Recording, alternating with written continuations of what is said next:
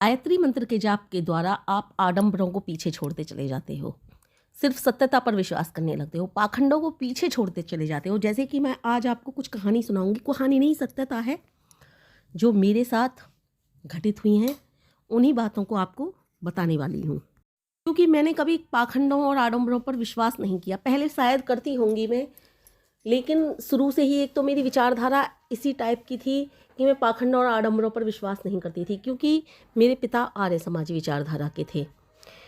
लेकिन फिर भी हमारी मम्मी आर्य समाजी विचारधारा की नहीं थी, इसलिए थोड़ा सा हमें वो भी संस्कार था कि थोड़ी सी हमारे अंदर ये आडंबर और पाखंड वाली थी थोड़ी सी प्रवृत्तियाँ। लेकिन धीरे धीरे धीरे धीरे जब हम गायत्री मंत्र का जप करने लगे तो हमारे अंदर से इस तरह की भावनाएं हटने लगीं।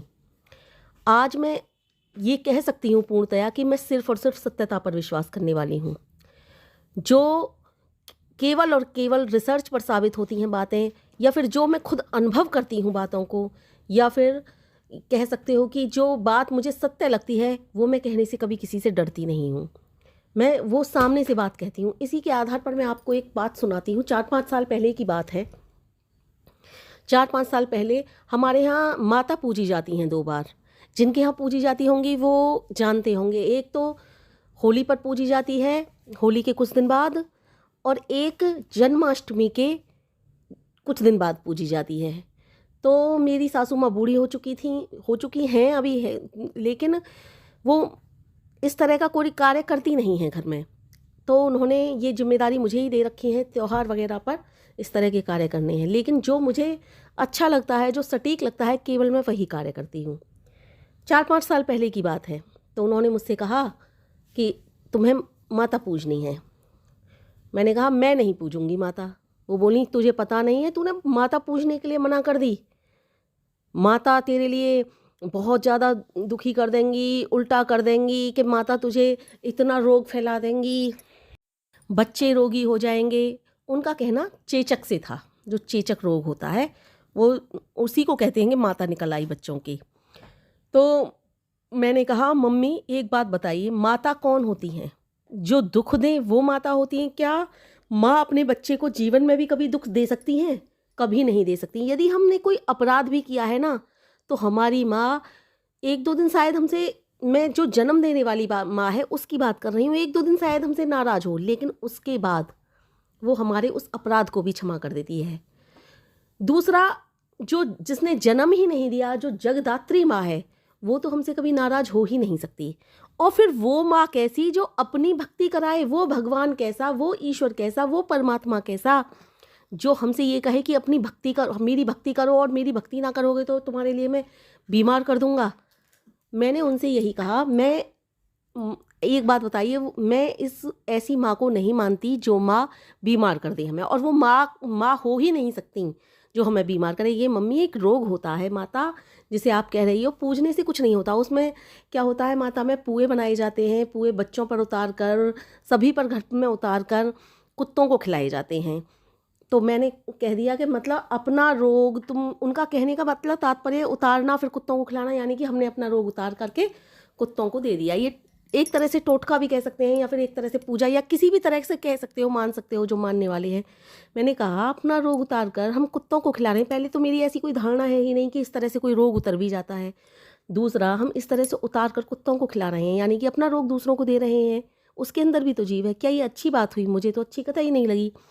ना तो मैं इस तरह की बात की को आपकी को मानूंगी, और ना इस तरह की बात की को आपकी मानूंगी कि वो माता होती हैं जो हमारे लिए चेचक कर देती हैं। वो माता हो ही नहीं सकती। ये एक केवल रोग होता है। माँ अपने बच्चों को कभी दुखी नहीं करती। लेकिन ये धारणा मेरे अंदर कुछ साल पहले ही जगी थी। मैंने जैसा कि आपको 4 साल पहले बताया, 1-2 साल पहले वो पूजा पाठ करती होंगी माता वाता की, लेकिन मेरे अंदर ये धारणा जो जगी थी कुछ दिन पहले से ही जगी थी। हालांकि मेरे अंदर धारणा जगती जा रही थी इस तरह की कि ये क्या, कोई जो रोग बढ़ाए और जो कहे कि मेरी स्तुति करो, पूजा करो, पाठ करो, और जो उसकी स्तुति पूजा पाठ ना करे वो रोग दे दे, ये कैसा भगवान है? नहीं, मेरी समझ में नहीं आया, मेरी समझ से परे था। इसलिए मैंने उनसे साफ साफ मना कर दी। थोड़ी सी वो नाराज़ हुई, बोली ये तू गलत कह रही है, ऐसा मत कहे, बच्चे बीमार हो जाएंगे, हारी हो जाएंगे। मैं बोली हारी बीमारी होंगे, वो बीमारी होती है मैं इस बात को नहीं मानूंगी कि माँ बीमार करती हैं। खैर कोई बात नहीं, मेरे ससुर जी ने मेरा साथ दिया कि कोई बात नहीं, ये नहीं पूछ रही है, तेरे से पूछी जाती हो पूछ ले, ना पूछी जाती हो मत पूछ। उन्होंने कह करके बात को ख़त्म कर दिया। लेकिन अब 4 साल बीत चुके हैं इस घटना को। 2-3 महीने पहले की बात है। 2-3 महीने पहले उन्होंने मुझसे कहा कि तू ठीक कह रही थी, वो रोग ही होता है। मैंने फिर उनसे इसी बात की चर्चा की कि मम्मी ऐसा कुछ भी नहीं होता है कि कोई भी माता या हमें भगवान दुखी करे, इस तरह से नहीं होता है। माँ और ईश्वर कभी किसी को दुखी नहीं कर सकते। परमपिता परमेश्वर कभी ये नहीं कहता मेरी भक्ति करो। परमपिता परमेश्वर सिर्फ और सिर्फ ये कहते हैं कर्तव्यनिष्ठ होकर के, कर्तव्यपरायण होकर के अपने कर्तव्यों का पालन करिए। लेकिन वो कर्तव्य, वो कर्म भी तुम्हारे ऐसे होने चाहिए कि उनमें कोई स्वार्थ की भावना ना हो। हम ईश्वर की भक्ति कर रहे हैं, परमपिता परमेश्वर की भक्ति कर रहे हैं इसलिए ताकि हमारी बुद्धि ठीक हो। हम अपनी मर्जी से कर रहे हैं। भगवान उनकी भक्ति ना करें और हमसे नाराज़ हो जाएं, ऐसा तो कभी हो ही नहीं सकता। हाँ, उनकी समझ में अब आ चुकी थी ये बात और वो कह रही थी तू ठीक कह रही है, ये एक रोग ही होता है। अब श्राद्धों के ऊपर बात आई थी तो मैं ऐसे ही बात कर रही थी तो मैंने कहा मैंने जैसा कि आपको पहले कभी वीडियो में बताया था कि मेरे पापा जी ने मुझसे कहा था कि जिंदे पर तो हम बुजुर्गों को खाना या पीना या फिर उनको दुखी करते हैं, ये अच्छी बात नहीं है, लेकिन मरने के बाद उनका श्राद्ध करते हैं, ये कहाँ तक अच्छी बात है। लेकिन चलो ठीक है, श्राद्ध भी करते हो लेकिन जिंदे पर तो उन्हें दुखी मत करिए। मैं इसी तरह से उनसे चर्चा कर रही थी कि हमारे पापा जी तो श्राद्ध वगैरह को मानते नहीं थे। वो ये कहते थे जिंदे पर तो तुम किसी का आदर सम्मान नहीं करते हो, अपने बुजुर्गों को दुखी करते हो, अपने सास ससुर को दुखी करते हो, अपने माता पिता को दुखी करते हो। वो कुछ कहते हैं और तुम किसी अन्य राह पर चलते हो, उनको बुरा लगे इस तरह के ताने मारते हो। जब आप बड़े हो जाते हो या फिर किसी बात से पुरानी से कभी रुष्ट होते हो, लेकिन तुम्हारे ताने ज़िंदगी भर उनसे ख़त्म नहीं होते हैं। ये बात सत्य है, मैं सत्य बता रही हूँ आपको। ऐसे बच्चे होते हैं कि माता पिता को ज़िंदगी भर ताने देते रहते हैं। तो मैं उनसे यही कह रही थी कि कोई भी कौआ बनकर खाना खाने नहीं आता है मम्मी। इसलिए जब तक आपके हृदय में प्राण हैं या फिर जब तक आपके सास ससुर माता पिता जो भी जीवित हैं और उनके अंदर प्राण है, तब तक उनकी जी जान से सेवा करो। उनको बुरा ना लगे इस तरह की कोई बात मत कहना, लेकिन सत्यता कहने में कभी कतराना मत। उनको सही दिशा दिखाओ लेकिन अनादर कभी मत करना उनका। जैसे कि मैंने आपको बताया चेचक के ऊपर, माता के ऊपर, मैंने उनसे कहा मम्मी ये गलत है, इस तरह की पूजा पाठ नहीं होनी चाहिए। भगवान कभी किसी प्रकार की पूजा पाठ को कहने को हमसे नहीं कहता है, इसलिए मैंने उनका निरादर करने के लिए ये सब नहीं कहा था, उनकी समझ में आ जाए इसलिए मैंने ये कहा था। और मेरे ससुर की समझ में आ भी गया था, इसलिए मेरी ससुर ने मेरी सास को समझाया। बाद में उन्होंने मुझसे कहा भी तू ठीक कह रही थी, चेचक एक रोग ही होता है, वो कोई माता वाता नहीं होती हैं। तो इस तरह से मैंने उनको समझाया कि ठीक है, आपकी श्रद्धा है, आप कर सकते हो। मैं ये नहीं कह रही हूँ कि मैं नहीं मानती इन चीज़ों को तो आप भी मत मानो। ना मैं श्राद्ध करने को मना कर रही हूँ, ना मैं माता पूजने को आपको मना कर रही हूँ, ना किसी भी प्रकार के कर्मकांड करने को मना कर रही हूँ। लेकिन मेरा विश्वास सिर्फ और सिर्फ गायत्री मंत्र में है, ये मैं आपको आज सत्यता के साथ बता रही हूँ। और पहले मैं भी इन बातों को शायद मानती थी कहीं ना कहीं, लेकिन गायत्री मंत्र के जप के द्वारा मेरी बुद्धि का विस्तार हुआ। मैंने समझा कि ऐसी माँ कौन हो सकती है जो जिसकी पूजा ना करें, जिसकी आराधना ना करें और वो हमें दुखी कर दे। क्योंकि दुख तो सिर्फ हमें अपने कर्मों के द्वारा मिल सकता है, वरना बिना कर्म किए तो एक कांटा भी नहीं चुभता। गंगा पुत्र भीष्म गंगा के पुत्र थे, फिर भी उन्हें दुख झेलना पड़ा। कहते हैं कितने भी पाप कर लो और गंगा जी में एक डुबकी लगा लो, सारे पाप खत्म हो जाते हैं। अरे भाई, सारे पाप खत्म करने की क्या बात करते हो गंगा जी में डुबकी लगाने से? वो तो स्वयं गंगा पुत्र थे, तब भी उनके पाप माफ नहीं हुआ। एक ही उन्होंने अनजाने वश किया था वो, लेकिन फिर भी उन्हें सजा मिली।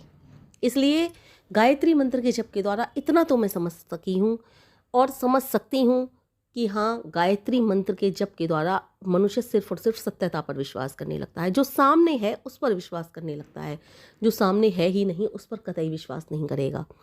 दूसरा, सामने ना होने से मैं ईश्वर की बात नहीं कर रही हूँ कि ईश्वर पर विश्वास नहीं किया जा सकता। ऐसे तो सामने दूध में मक्खन भी नहीं होता है, दूध को जमाया जाता है, उसके बाद उसको चलाया जाता है, फिर मक्खन निकाला जाता है।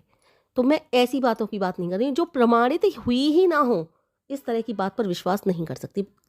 भगवान को लोगों ने अनुभव किया है, प्रमाण है, दूध में से मक्खन निकाला है, अनुभव किया है, प्रमाण है। मेहंदी रंग लाती है, जब हाथों पर लग जाती है और धुल जाती है तो उसका भी प्रमाण है, लेकिन रंग दिखाई तो नहीं देता। लेकिन जिनका प्रमाण ही नहीं, जो दिखाई ही नहीं देते और जो आज तक कभी अनुभव ही ना हुए, उन चीज़ों पर गायत्री मंत्र साधक कभी विश्वास नहीं करता। और मेरी भावना भी ऐसी ही हो गई है। मैं भी कभी किसी प्रकार के पाखंड आडंबर पर विश्वास नहीं करती हूँ। इसलिए गायत्री मंत्र साधक की वास्तव में बुद्धि बढ़ने लगती है। और ये मुझे, या तो आप कह लीजिए 8-10 साल हुए होंगे इन बातों को अनुभव किए। पहले मैं शायद मानती थी थोड़ा बहुत, लेकिन कहीं ना कहीं मेरे अंदर थी ये भावनाएं। लेकिन अब मैं पूरी पक्की हो चुकी हूँ इन भावनाओं में कि मैं केवल और केवल गायत्री मंत्र पर विश्वास करती हूँ। मतलब गायत्री मंत्र पर विश्वास करने से मतलब परमपिता परमेश्वर पर विश्वास करती हूँ, क्योंकि ये गायत्री मंत्र परमपिता परमेश्वर को ही प्राप्त मंत्र है। और गायत्री मंत्र के द्वारा बुद्धि का विस्तार होता है। इसलिए बुद्धि का विस्तार हो जाने पर गायत्री साधक कभी पाखंडों आडंबरों पर विश्वास नहीं करता। जो सत्यता प्रमाण के साथ हो हमारे सामने, या फिर जो अनुभव की गई हो, या रिसर्च में जो सत्य साबित हुई हो, उन पर ही विश्वास करता है गायत्री साधक। ऐसी कई सारी घटनाएं हैं। सकट एक त्यौहार होता है, सकट त्यौहार के ऊपर भी ऐसी ही घटना है। मैंने कहा उस त्यौहार को हम मनाएं और वो जब संकट काटे तो ऐसा कोई देवी देवता नहीं होता। मैंने गणेश जी की बात कर रहे हो तो गणेश जी भगवान तो हमसे वैसे भी प्रसन्न होंगे, उनका वैसे ही नाम ले लो, क्योंकि सकट देवता कहते हैं गणेश जी भगवान होते हैं। गणेश जी भगवान हमसे वैसे ही प्रसन्न हो जाएंगे। लेकिन तिल छटका लो और गुड़ की बकरियां बना लो और उसे काटो तब भगवान प्रसन्न हो, इस तरह के पाखंड आडंबरों पर मैं विश्वास नहीं करती। ऐसे ही बात आई गाज खोलने की। गाज खोली जाती हैं हमारे यहाँ, धागा बांध लिया जाता है जन्माष्टमी के बाद और कुछ दिन बाद फिर वो गाज खुलती हैं। लेकिन मेरी समझ में वो गाज खोलने का भी सिस्टम नहीं आया।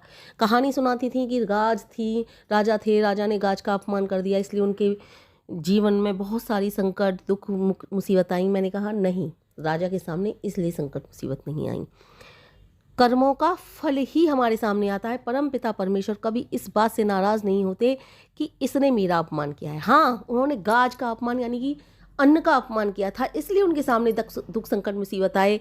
हाँ, ये मैं मान सकती हूँ कि उन्होंने अन्न का अपमान किया, इसलिए उनके सामने दुख संकट मुसीबत आए। एक एक दाने को वो इसलिए मोहताज रहे, ये बात मैं मान सकती हूँ। लेकिन ये नहीं मान सकती कि उन्होंने विशेष किसी प्रकार के देवी देवता का अनादर किया और इसलिए उनका अपमान हुआ, ये मैं नहीं मान सकती। इसलिए उनके सामने दुख आए, ये मैं नहीं मान सकती।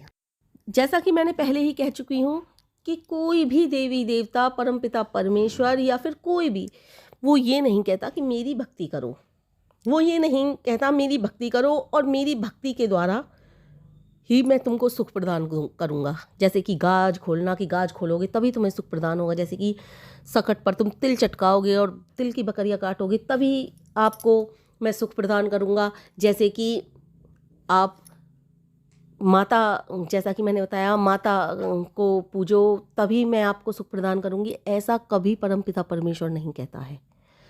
इसलिए सच्चे हृदय से, सिर्फ और सिर्फ सच्चे हृदय से आप परमपिता परमेश्वर की स्तुति करते हो, गान करते हो, उनका ध्यान करते हो, तो परमपिता परमेश्वर का, मैं ये नहीं कहती परमपिता परमेश्वर उससे ज़्यादा प्रसन्न होते हैं, मैं ये कहूँगी कि उससे तुम्हारा ज्ञान बढ़ता है, बुद्धि बढ़ती है, जिससे कि तुम गलत राह पर नहीं चल पाते हो। जो पाखंड और आडंबर होते हैं उन पर विश्वास नहीं करते हो, सत्यता के आधार पर चलते चले जाते हो। इसलिए गायत्री मंत्र बहुत आवश्यक है। इसलिए मैं गायत्री मंत्र की आप सबको प्रेरणा देती हूँ, इसलिए आपको प्रेरित करती हूँ गायत्री मंत्र के लिए, क्योंकि गायत्री मंत्र से मुझे बहुत सारे अनुभव हुए हैं। बहुत ज़्यादा मेरा दिमाग एकदम इस तरह की बातों को सोचता है, जो सत्य होता है उसी पर विश्वास करता है। क्योंकि शायद मैं अपने पापा की भी बेटी हूँ, इसलिए भी शायद, क्योंकि मेरे पापा भी इस तरह की बातों पर कभी विश्वास नहीं करते थे, वो सदैव समझाते रहते थे, शायद इसलिए, या फिर मैंने गायत्री मंत्र के जाप किए हैं शायद इसलिए। लेकिन क्योंकि पापा की बेटी तो मैं पहले से भी थी, पहले तो मुझे इस तरह की बातों का ध्यान नहीं आता था, अभी ज़्यादा क्यों आता है इस तरह की बातों का ध्यान? क्योंकि गायत्री मंत्र के जप के द्वारा बुद्धि का भी विस्तार होता है। कई बार बता चुकी हूँ आपको मैं। गायत्री मंत्र के जप के द्वारा हम दिन प्रतिदिन जब गायत्री मंत्र का जप करते जाते हैं, आगे बढ़ते ही जाते हैं, बढ़ते ही जाते हैं और निस्वार्थ भाव की भावना हमारे अंदर जग जाती है, तब इस तरह की भावनाएं हमारे अंदर आती हैं कि ऐसा कभी कोई परमपिता परमेश्वर नहीं चाहेगा, कभी किसी भी रूप में नहीं चाहेगा कि मेरी भक्ति करो और तभी मैं तुम्हें सुख प्रदान करूँगा। तो वो परमपिता परमेश्वर स्वार्थी थोड़े ही हैं, ये तो स्वार्थ की भावना वाला इंसान होता है। ये तो इंसानों के अंदर की बात होती है कि स्वार्थ की भावना जग रही है, तू मेरा ये काम करेगा तभी मैं तेरा ये काम करूँगा। परमपिता परमेश्वर इस तरह से स्वार्थी नहीं हो सकता। अगर वो स्वार्थी होगा तो वो परमपिता परमेश्वर काहेगा। इसलिए कहती हूँ गायत्री मंत्र का जप करो, ज्ञान बढ़ता ही चला जाए। अब जिनके परिवारों में भी ये त्योहार मनाए जाते हैं या फिर ये क्रियाएं पूजा पाठ वगैरह किए जाते हैं, वो मेरी बातों में आकर इन सबको करना मत छोड़ देना, क्योंकि आपके घर में गृह क्लेश का कारण बन सकता है। ये मैंने ये बात सिर्फ अपने आधार पर सुनाई है। यदि आप अपने अकेले हो और इस तरह के कर रहे हो और आपके हृदय में ये बात सत्य साबित होती है, आपको कोई रोकने टोकने वाला नहीं है, तब आप मेरे आधार पर चल सकते हो। लेकिन यदि आपके घर में आपके सास ससुर या फिर आप उस तरह के इंसान हो कि आपको अपने परिवार में जो पारिवारिक लोग सारे के सारे चाहते हैं वो करना ही पड़ेगा, तो आपको करना ही पड़ेगा। और जिनकी आस्था और विश्वास है इन चीज़ों में, मैं उनसे मना नहीं कर रही हूँ, वो करिए। मैंने सिर्फ ये अपनी बात बताई है। मैं ये नहीं कह रही कि जी तुम सकट त्यौहार जो होता है उसे मत मनाओ, मैं ये नहीं कह रही आप माता मत पूजो, मैं ये नहीं कह रही आप गाज मत खोलो। मैं इस तरह से आपको कैसे बाधित कर सकती हूँ, क्योंकि मैं स्वतंत्रता पर विश्वास करती हूँ। मैं खुद स्वयं स्वतंत्र हूँ, मैं अपने फैसले स्वयं लेने वाली हूँ, मैं अपने फैसले अपने आधार पर लेती हूँ। तो मैं आपको कैसे बाधित कर सकती हूँ कि नहीं जी आप इन चीज़ों को मत मानो। आप मानिए, आपकी स्वतंत्रता है, आप अच्छी बात है, आप करना चाहते हो त्योहारों को मनाइए। लेकिन सिर्फ मैंने अपनी बात कही है कि मैं जो सत्यता के साथ मेरे सामने प्रमाण होता है, मैं उन्हीं बातों पर विश्वास करती हूँ। मैंने इसलिए कही है ये बात। और अगर आप मेरे कहे में जाकर के इस तरह की बातों को छोड़ोगे और आपके घर में गृह क्लेश मचे, तो वो भी अच्छी बात नहीं है। इसलिए जैसा चल रहा है वैसा चलने दीजिए। जब आपके ऊपर बात आ जाए, अगर आपको जो सत्य साबित लगे वो आप कर सकते हो। लेकिन परिवार के साथ रहकर कुछ कार्य ऐसे होते हैं जो करने ही पड़ते हैं, और मैं भी करती हूँ उन कार्यों को, ना चाहते हुए भी करती हूँ परिवार के साथ बंधी होने के कारण। क्योंकि माता सिर्फ और सिर्फ मुझको पूजनी थी, इसलिए मैंने नहीं पूजी। सकट त्यौहार मुझे मनाना था, केवल और केवल मुझे मनाना था, इसलिए मैंने नहीं मनाया। गाज केवल मुझे खोलनी थी, कभी कभी मेरी सासू माँ खोल देती हैं तो मैं उनसे मना नहीं करती। कभी कभी मेरी सासू माँ सकट त्यौहार मना लेती हैं तो मैं उनसे मना नहीं करती। कभी कभी मेरी सासू माँ स्वयं माता पूज देती हैं तो मैं उनसे मना नहीं करती। जो मेरे ऊपर आता है, मुझसे नहीं होता है भाई, मेरे पे नहीं हो पाता है। लेकिन कुछ काम मुझे करने भी पड़ते हैं परिवार में रह करके। जैसे शादी ब्याह में बहुत सारी बातें ऐसी होती हैं जो मेरी समझ से परे होती हैं, लेकिन समाज के दबाव के कारण मुझे वो कार्य करने होते हैं। और मैं उस समय क्लेश करना अच्छा नहीं समझती। क्लेश करना तो मैं कभी अच्छा नहीं समझती। इसलिए जो मेरे वश में होता है मैं कर लेती हूँ, जो मेरे वश में नहीं होता फिर मैं समाज के हिसाब से वो कार्य कर लेती हूँ। इसलिए मैंने आपको समझाने के लिए कहा है कि घर में कभी गृह क्लेश मत मचाना इन बातों के ऊपर। ये भी गायत्री मंत्र के जप के द्वारा बुद्धि बढ़ती है। ये भी गायत्री मंत्र के जप के द्वारा बुद्धि मिलती है कि कब हमें कैसा कदम उठाना है। अगर मान लो हमारे परिवार में बहुत ज़्यादा पाखंडी और आडंबर वाले लोग हैं, या फिर मैं पाखंडी आडंबर वाले लोग ना कहकर पाखंडी आडंबर को तो छोड़ दीजिए, उनकी तो बात को छोड़ ही दीजिए, या फिर ये कहिए ज़्यादा ही पूजा पाठ वाले कर्म कांड वाले लोग हैं और हम उनकी बातों को ना मानें, अपने ही आधार पर चले जाएं कि नहीं केवल गायत्री मंत्र का जप करना है, केवल परमपिता परमेश्वर को, एक परमपिता परमेश्वर को ही पूजना है। और हमारे सास ससुर हमें दबाव दें, हमारे पति हमसे झगड़ा करें, तो ये अच्छी बात नहीं होगी। इसलिए जैसा वो कह रहे हैं वैसा करने में ही भलाई होती है। तो ये बात मैंने इसलिए आपको समझाई है कि कहीं आप मेरी ये वीडियो देखने के बाद घर में झगड़ा ना करने लग जाएं। इसलिए गायत्री मंत्र का जप करो, हर तरह की बुद्धि का विस्तार आपका होता चला जाएगा। गायत्री मंत्र जरूरी है।